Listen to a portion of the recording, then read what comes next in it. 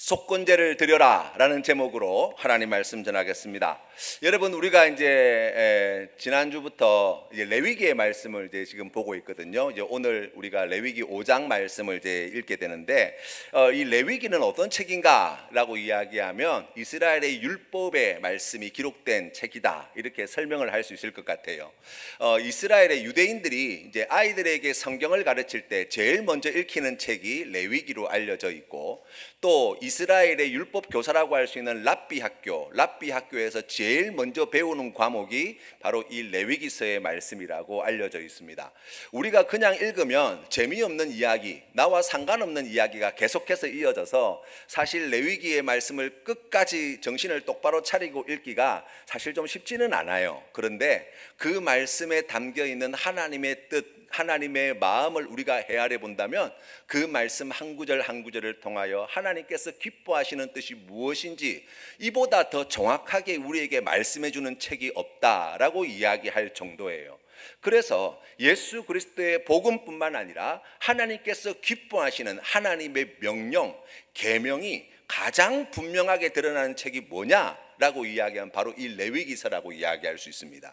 여러분, 성경 말씀에 보시면 다른 말씀은 이제 여러 저자들의 이야기, 그리고 이제 여러 사건들, 이와 같은 것들이 기록된 책들이 많은데, 이 레위기는 대부분이 하나님께서 모세에게 주신 말씀을 기록한 책이에요. 그러니까 순도를 놓고 생각해 본다면 여러분, 이 레위기 말씀이야말로 66권의 성경 말씀 가운데 가장 직접적으로 우리에게 들려주시는 하나님의 목소리다라고 이야기해도 과언이 아니에요. 여러분, 우리가 이 말씀을 보면서 법이라는 것을 좀 생각해 봤으면 좋겠어요. 왜 하나님께서는 이스라엘 백성들에게 법을 주셨을까라는 질문이에요. 요즘 이제 토요일 오후 4시가 되면 여기서 닭을 잡습니다. 여러분 이제 보셨는지 모르겠어요. 토요일 4시쯤 되면 여기서 닭을 한 1시간 정도 잡아요. 이제 우리 보이스 클래스 수업이 진행되거든요. 목소리를 수업을 하면은 닭 잡는 소리가 나요. 이상하더라고요. 그런데 선생님은 그렇게 내야 된대요. 그래서 참 어이가 없는데 닭 잡는 소리를 계속 내면서 제가 수업을 듣고 있습니다. 닭 잡는 소리를 계속 연신 내는데 뭐 잘한다고 하니까, 그렇게 해야 된다고 하니까 지금 계속 그렇게 하고는 있어요. 여간 당황스러운 게 아니에요. 내가 이렇게 노래하는 사람이 아닌데, 내가 이런 목소리가 아닌데, 이거보다 좀 더 예쁘게 낼 수 있는 방법이 있는 것 같은데 선생님은 아니라는 거예요. 수업을 하면서 첫 번째 시간에 제가 크게 배운 것이 하나 있어요. 노래랑 연주는 다르대요. 그게 뭐가 다릅니까? 똑같이 노래하는 것 아닙니까? 라고 생각하는데, 노래는 자기를 위해서 부르는 거래요. 그래서 여러분 이제 코인 노래방이라는 데 가서 마이크 잡고 기분 낸다고 이렇게 막 부르는 거 있잖아요. 그거는 남 들으라고 부르는 게 아니에요. 자기 들으려고 하는 거지. 자기 기분이 좋으면 돼요. 부르면서 혼자서 막 도취해가지고 막 이렇게 막 가수 흉내 내고 막 분위기 잡고 막 이렇게 하시잖아요. 예, 그렇죠. 안 가보셨어요? 다들 하시면서 뭐 아닌 척 뭐 저 혼자 했나 싶은 생각이 드는데, 예, 맞아요. 그게 노래예요. 나 좋으라고 하는 거, 내 즐겁자고 하는 거, 그래서 그 즐거움을 갖다가 만끽하는 거, 그게 노래래요. 그런데 연주는 그렇지 않대요. 연주는 남들으라고 부르는 노래라는 거예요. 노래를 할 때는 자기가 자기가 심취해가지고 도취해서 흥분해서 즐겁게 신나게 불러도 아무런 상관이 없어요. 그런데 남들으라고 부르는 노래는 그렇게 부르면 다른 사람이 절대 즐거울 수 없고 기쁨을 누릴 수 없고 감동을 누릴 수 없다는 거예요. 그래서 연주자가 된다는 것은 무엇이냐라고 이야기하면서 그렇게 말씀하시더라고요. 다른 사람이 즐겁고 감동을 얻도록 하기 위해서 자기는 철저하게 그 음정과 박자를 지키고, 그리고 호흡법과 발성법을 끝까지 유지하면서 철저하게 계산된 표정부터 시작해서 죄수추어까지 그 발음 하나하나까지 준비된 것을 철저하게 지켜서 나가는 거래요. 그렇게 할 때, 그 모든 것을 철저히 잘 지킬 때 나는 수고스럽고 나는 즐기지 못하고 나는 힘들고 어렵지만 듣는 이 관객들이 큰 즐거움과 만족과 감동을 느낀다는 거예요. 그 설명을 들어보니까 진짜 그렇겠다 싶더라고요.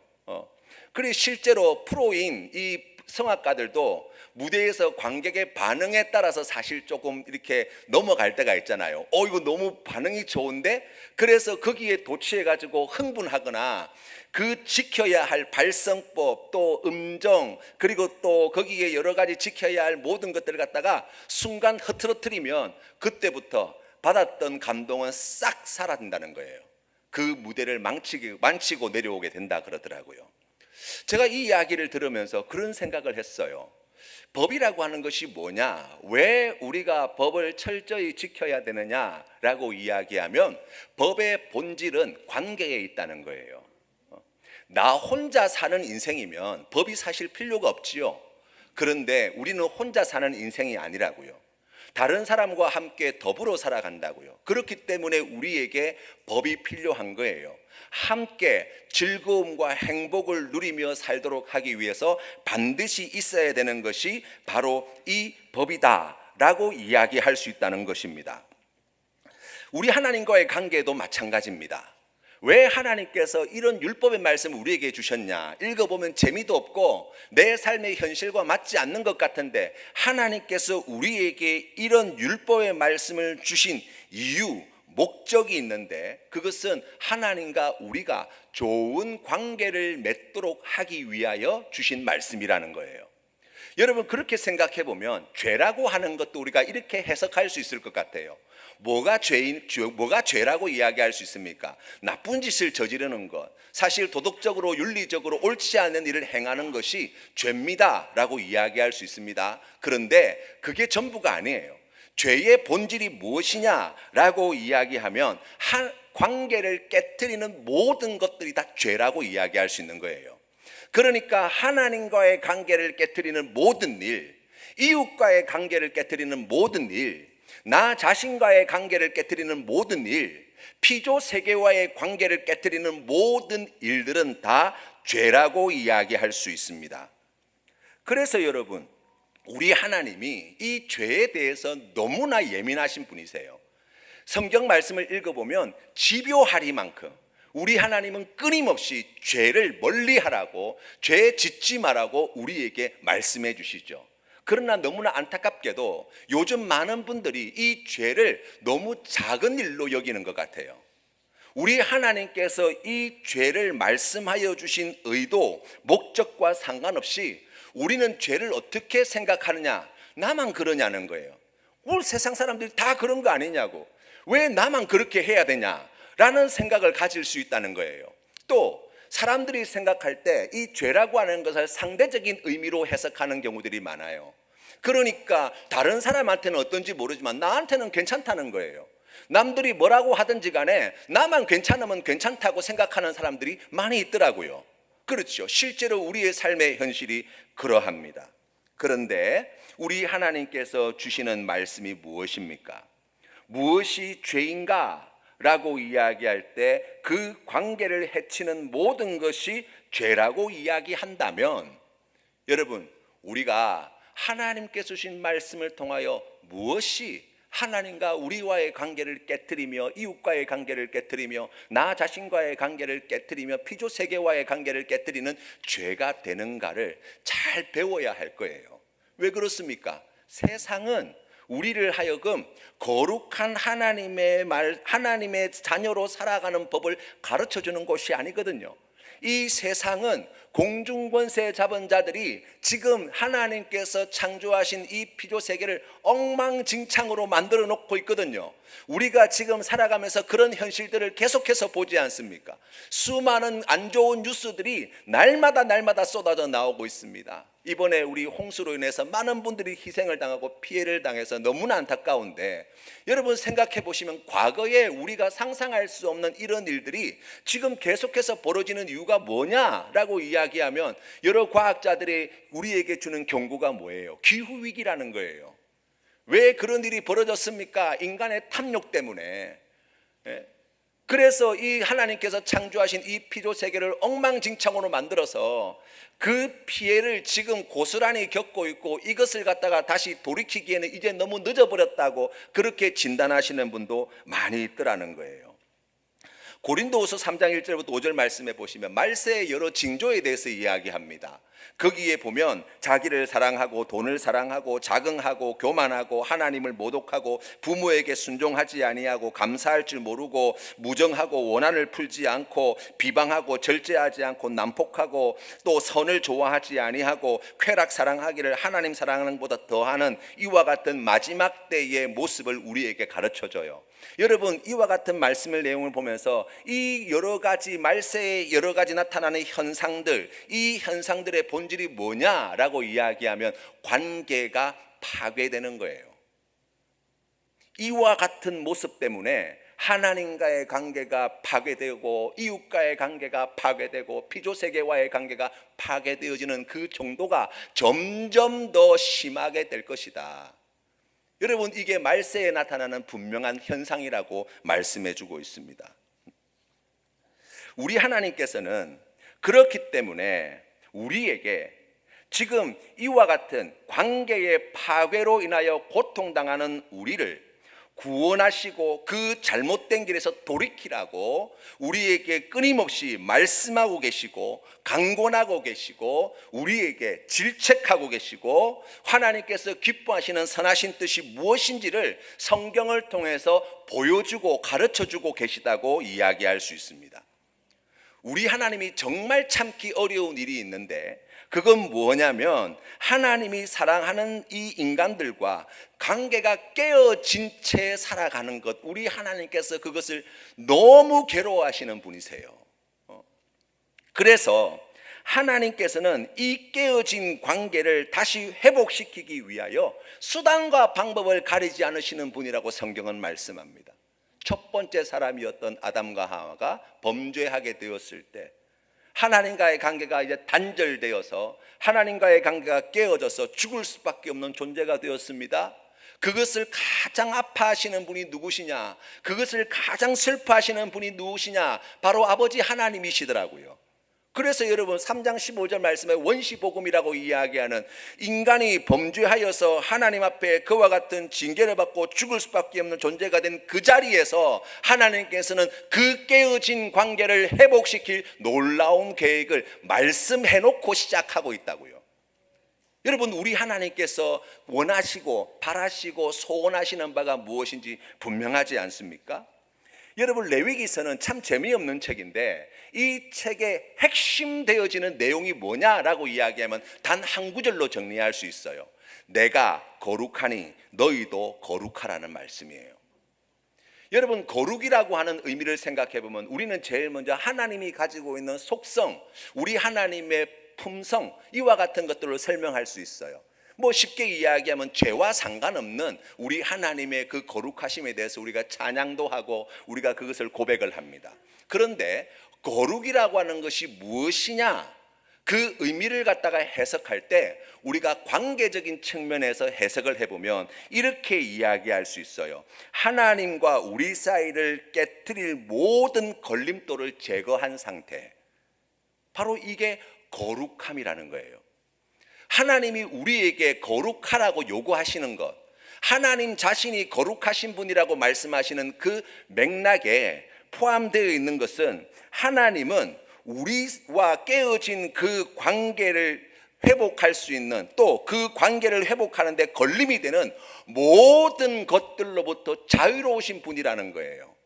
그래서 우리에게 뭘 요구하시느냐? 우리도 하나님과 그 깨어진 관계를 회복하는 데 걸림이 되는 모든 것을 다 해결하라고 말씀하시는 거예요.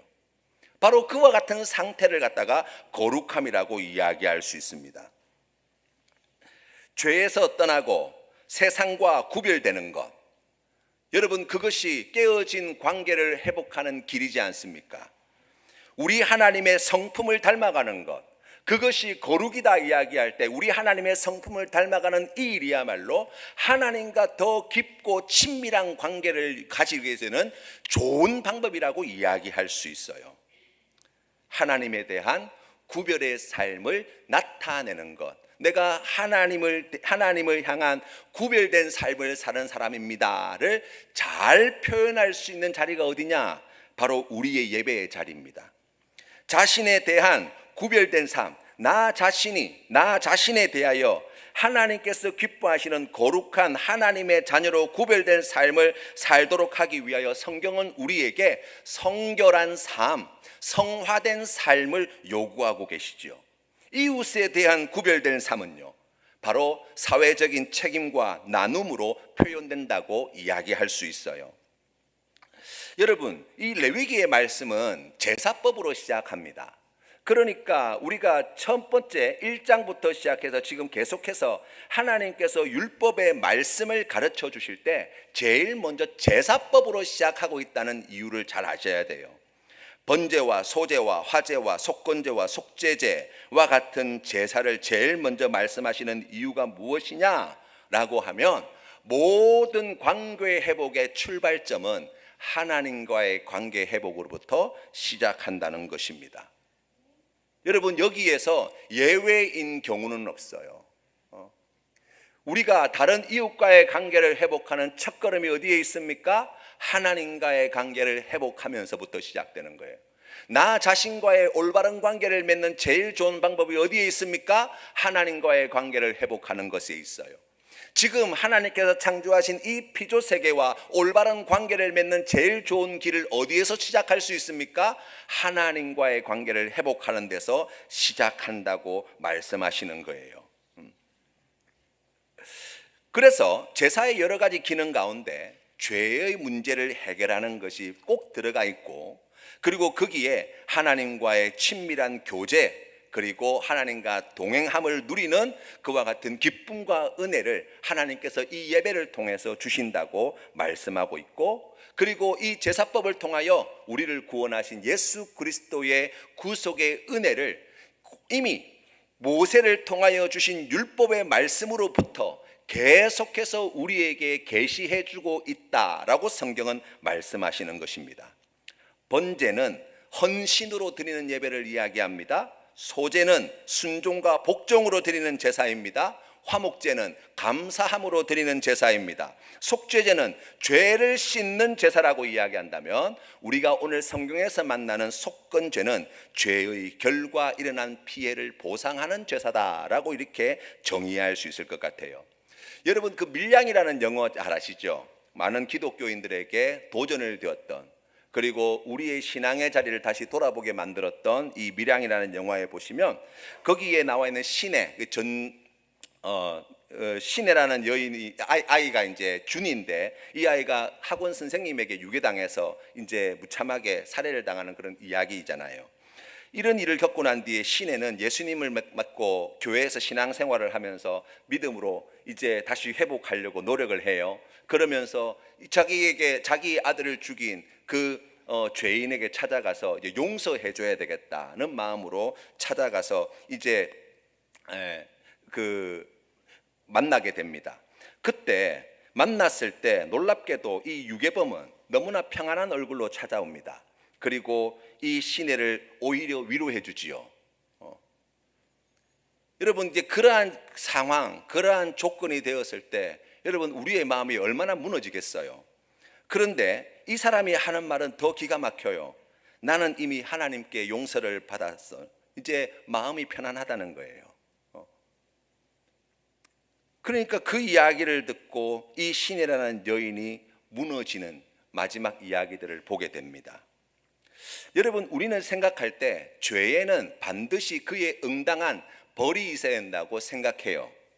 그런데 여러분, 성경의 말씀에 보면 출애굽기의 말씀에 눈에는 눈으로, 이는 이로, 손은 손으로, 발은 발로, 된 것은 된 것으로, 상하게 한 것은 상함으로, 때린 것은 때림으로 갚을지니라고 말씀합니다.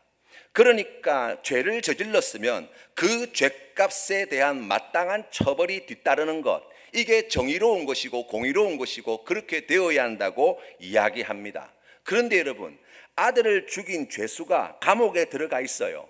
그 감옥에서 10년형을 받았다고 한들, 여러분, 그 죄로 인해서 일어난 여러 가지 문제, 고통, 그 아픔에 다 해결되어지는가라고 이야기하면 누구도 그렇다고 이야기하지 않을 거예요. 생각해보면 눈에는 눈이 되어야 돼요. 이에는 이가 되어야 돼요. 생명에는 생명으로 되어야 돼요. 그러기에 그렇게 할 때 등가의 원칙이 적용되어서 그래서 이 죄의 문제가 해결되었다고 이야기할 수 있습니다. 그런데 우리가 살아가는 삶의 현실 속에서 이 죄라고 하는 것은 거기에 마땅한 합당한 처벌이 이루어지고 있는가라고 이야기하면 여러분 누구도 그렇지 않다고 말하는 세상을 살아가고 있다고요. 누가 그것을 정확하게 잴 수 있을까요? 여러분 가만히 한번 생각해 보세요. 죄에 대하여 우리가 정확한 그 죄값을 누가 매길 수 있는가? 여러분 재판관이 그것을 정확하게 매길 수 있습니까? 아니요. 턱없이 부족하지요. 아무것도 하지 못한다고 해도 사실은 과언이 아니에요. 이미 음주운전으로 사람이 죽었어요. 내 사랑하는 가족이 희생을 당했다고요. 그 사람 감옥에서 10년을 살고 20년을 살고 30년을 산다고 한들 여러분 그 죄로 인해서 당하는 고통의 문제가 해결됩니까? 없어집니까? 아니요. 아니라고요. 그렇죠. 죄를 이야기할 때 이 제사법 가운데 이 제물에 결코 넣어서는 안 되는 몇 가지를 이야기해 주는데 그 중에 하나가 무엇이냐면 누룩이라는 거예요. 여러분 누룩이 가지고 있는 특징이 무엇입니까? 작은 것으로 통 안에 들어있는 모든 가루를 갖다가 부풀게 만들어요. 발효를 시키는 그런 효력을 가지고 있습니다. 왜 하나님께서 누룩을 넣지 말라고 하셨냐라고 이야기하면 죄가 가지고 있는 속성, 이 확장성을 경고해 주시기 위함이에요. 여러분 우리가 저지르는 죄는 그냥 단순하게 어떤 옳지 못한 행위를 하였다 정도가 아니에요. 우리가 잘 알고 있는 다윗이 우리아의 아내 밧세바를 취한 그 사건이 성경 말씀에 기록되어 있습니다. 그 말씀을 쫓아 들어가다 보면 이 다윗이 저지른 죄가 얼마나 무서운 죄인가를 알게 되는데 우리아를 죽였습니다. 6계명인 살인죄를 범했습니다. 밧세바를 취했습니다. 10계명인 내 아내를 탐내지 말라고 하신 계명을 어겼습니다. 정욕이라는 우상에 사로잡혀 하나님을 버리고 끔찍한 죄를 범했습니다. 제1계명과 2계명을 동시에 저질렀습니다. 그런 상태에서 하나님을 이름을 부르며 제사를 드렸습니다. 제3계명 하나님의 이름을 망령되이 일컫지 말라는 계명을 어겼습니다. 그런 상태에서 안식일에 나아가서 왕으로서 제사에 참여하였습니다. 안식일을 거룩하게 지키라는 계명을 어겼습니다. 또한 이 다윗을 사랑하는 부모님, 그에게 신앙을 가르쳐주고 그가 올바른 사람으로 살아가기 위하여 애쓰고 수고한 부모님의 기대와 사랑을 저버렸습니다. 제5계명 부모님을 공경하라는 계명을 어겼습니다. 7계명 간음하였습니다. 자기 죄를 감추기 위하여 거짓을 일삼았습니다. 9계명을 어겼습니다. 우리아의 아내를 도적질한 것이지요. 8계명을 어겼습니다. 불륜이 아니에요. 그냥 단순한 불륜의 범죄를 저지른 것이 아니라 그 한 가지 죄를 지을 때에 그 죄의 확장성, 10계명의 모든 계명을 어긴 자라고 이야기할 수 있고, 그래서 이 사람이 얼마나 극악무도한 죄인인가를 성경은 우리에게 말씀하고 있다는 거예요. 우리가 죄를 지을 때 그 죄는 누구에게 짓는 것입니까? 성경 말씀에 우리가 오늘 읽은 본문 말씀 뒤이어서 레위기 6장 2절 말씀에 보시면 이렇게 나와 있어요. 누구든지 여호와께 신실하지 못하여 범죄하되 곧 이웃이 맡긴 물건이나 전당물을 속이거나 도둑질하거나 착취하고도 사실을 부인하거나 라고 말씀합니다. 그러니까 이웃의 물건이나 전당물을 속이거나 도둑질하고 착취한 것은 이웃에게 범한 죄라고 이야기할 수 있어요. 그런데 성경이 우리에게 말씀해 주시는 바는 무엇이냐면 이 죄는 여호와께 신실하지 못하여 범한 죄라는 거예요.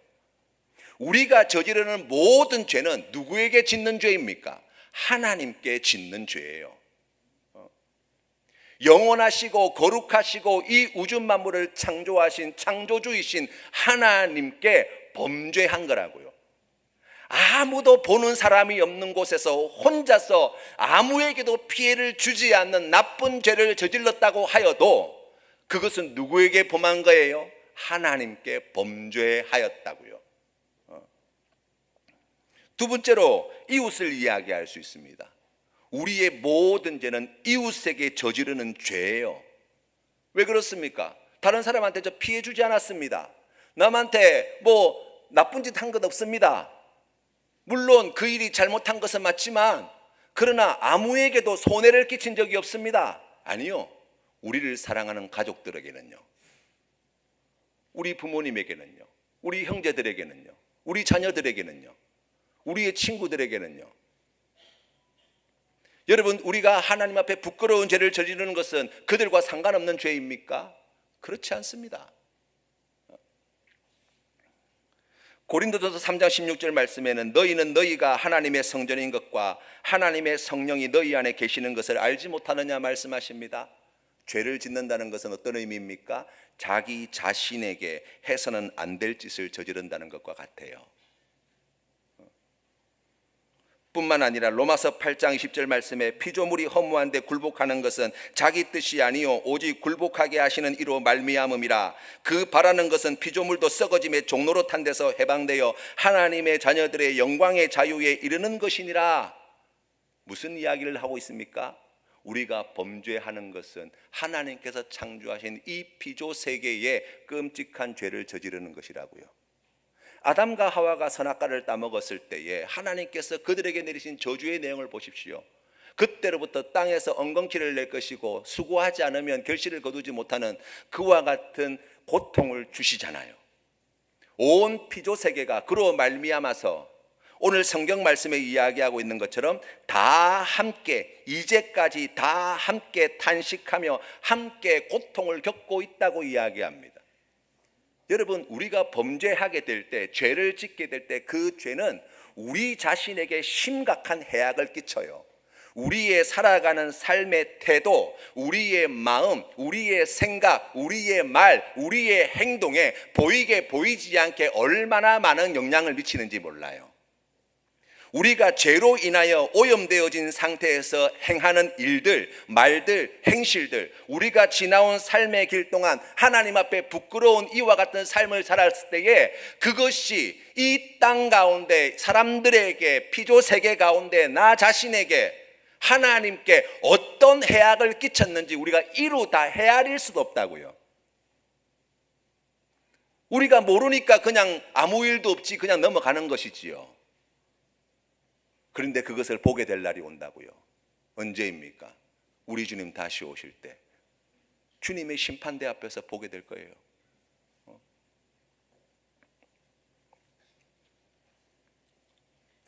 그 보고라는 물고기 아시죠? 아주 위험한 물고기거든요. 요즘은 이제 광고나 이렇게 뉴스에 그런 이야기가 잘 안 나와요. 옛날에는 보고 드시다가 돌아가시는 분 뉴스가 신문에 종종 나곤 했어요. 거기에 들어있는 테트로도독신이라는 이 독이 있는데 맹독이에요. 그런데 읽어보니까 단 2mg만으로도 사람을 죽일 수 있대요. 여러분, 2mg이면 어느 정도냐면 80kg 몸무게를 가지고 있는 사람으로 생각해 본다면 4천만 분의 1 정도 되는, 자기 몸무게의 4천만 분의 1 정도 되는 거예요. 그 독이 그 생명 자체를, 그 존재 자체를 다 죽게 만드는 효력을 가지고 있다고요. 여러분, 우리가 하나님 앞에 저지르는 작다고 생각하는, 사소하다고 생각하는 조그만 죄 하나가 미치는 영향이 무엇이냐 라고 이야기할 때 우리의 전 존재를 죽이고도 남음이 있는, 세상을 엉망진창으로 만들고 남음이 있는, 나뿐만 아니라 다른 사람도 지옥 불구덩이로 끄집어 들일 수 있는 그와 같은 능력과 효력을 가지고 있다고 성경이 말씀하고 있지 않습니까? 그게 죄예요. 그 죄를 하나님께서는 해결하자고 말씀하시는 거예요. 이 속건제가 가지고 있는 특징 가운데 하나는 무엇이냐면, 이 속건제는 피해에 대한 보상과 배상의 의미를 가지고 있어요. 그래서 잘못한 것에 대하여 남의 물건을 취하거나 잘못 취하거나 훔쳤거나 할 때 그것을 돌려줄 때 거기에 5분의 1을 더하여 주라고 이야기합니다. 우리가 이 말씀을 보면 떠오르는 사람이 있어요. 삭개오라는 사람이에요. 이 삭개오는 예수님을 만나고 난 뒤에 그는 변화되었습니다. 그래서 예수님을 자신의 집으로 초대하여서 예수님께 그렇게 이야기하죠. 예수님, 제 가진 재산의 절반을 가난한 사람들에게 나누어 주겠습니다. 제가 혹시 착복한 것이 있다면 4배로 다 갚겠습니다 라고 이야기하고 예수님께서 그의 집에 그에게 구원이 임하였음을 선포하시는 아름다운 장면이 나와요. 그런데 여러분, 한번 생각해 보자고요.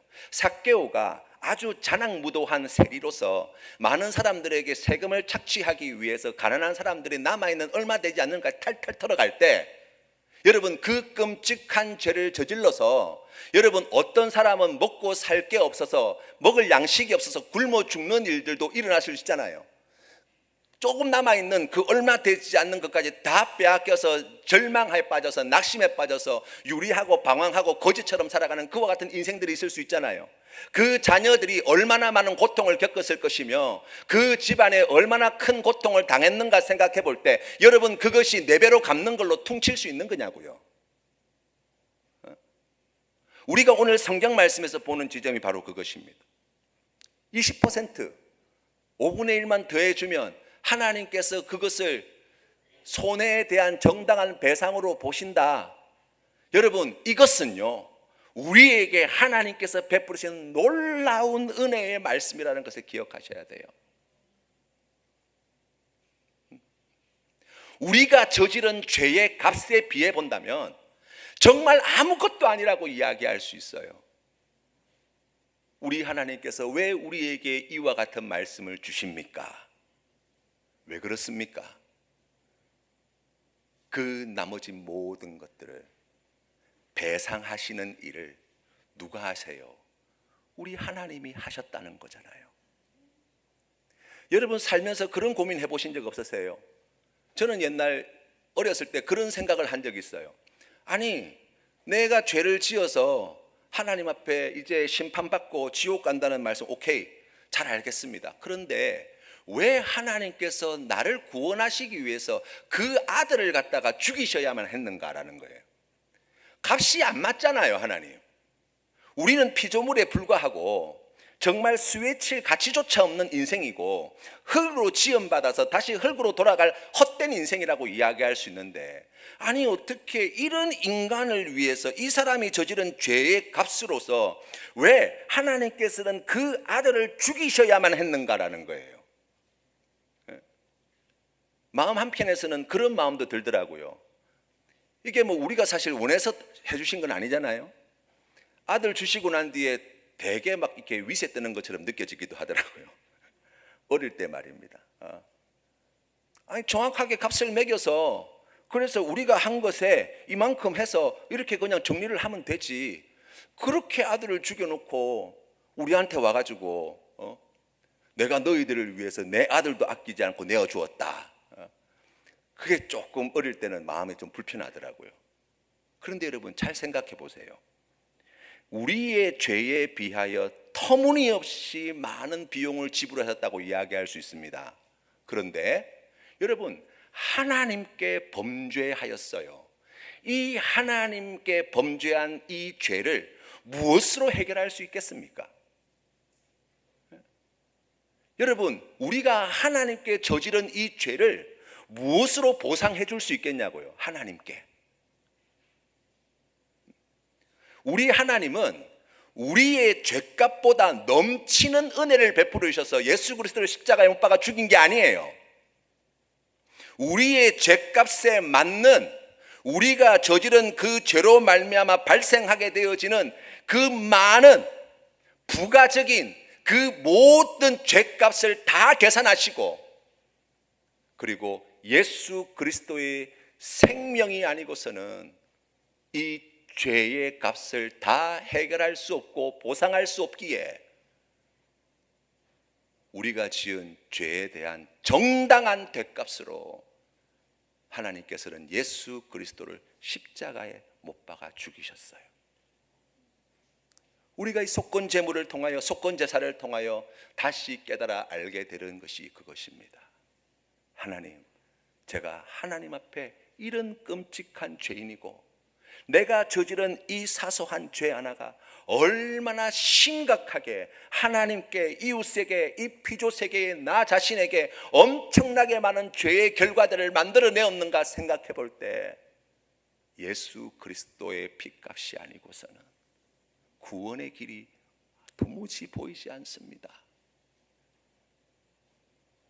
그러한 우리를 위하여 아들도 아낌없이 속건 제물로 내어주신 하나님의 사랑이 예수 그리스도의 십자가에 새겨져 있다고 말씀하시는 거예요. 이제 말씀을 맺겠습니다. 우리 하나님은 단 한 가지를 우리에게 요구하십니다. 우리와 친밀한 관계를 누리고 싶어 하시는 하나님이세요. 우리가 하나님과 그 관계가 단절되어져 있는 것을 결코 견딜 수 없는 분이 하나님이십니다. 그래서 우리에게 거룩하라고 말씀하시고, 그래서 우리에게 그 죄의 문제를 해결할 수 있는 이와 같은 제사법과 율법의 말씀을 가르쳐 주시고, 하나님과의 관계가 회복되어진 그 기쁨과 은혜를 함께 누리도록 하기 위하여 오늘도 우리에게 주의 성령으로 함께 하셔서 우리를 가르치시고 인도하시고 깨닫게 하시고 감동 감화시켜 주셔서 거룩한 길로, 복된 길로, 생명의 길로, 구원의 길로 우리를 인도하시는 하나님이심을 믿으시기를 바랍니다. 주님의 뜻에 순종하는 것이 우리의 기쁨이요, 우리의 자랑이 되어야 되지 않겠습니까? 거룩한 길로 나아가는 것이 우리의 큰 행복이요, 우리의 큰 기쁨의 이유가 되어야 되지 않겠습니까? 우리 레위기의 말씀을 통하여 하나님의 그 기쁘신 뜻을 깨달아 이전보다 더욱 하나님과 친밀한 관계를 누리는 좋은 길을 발견하고 누리는 우리 모든 성도님들 다 되시기를 바랍니다. 주신 말씀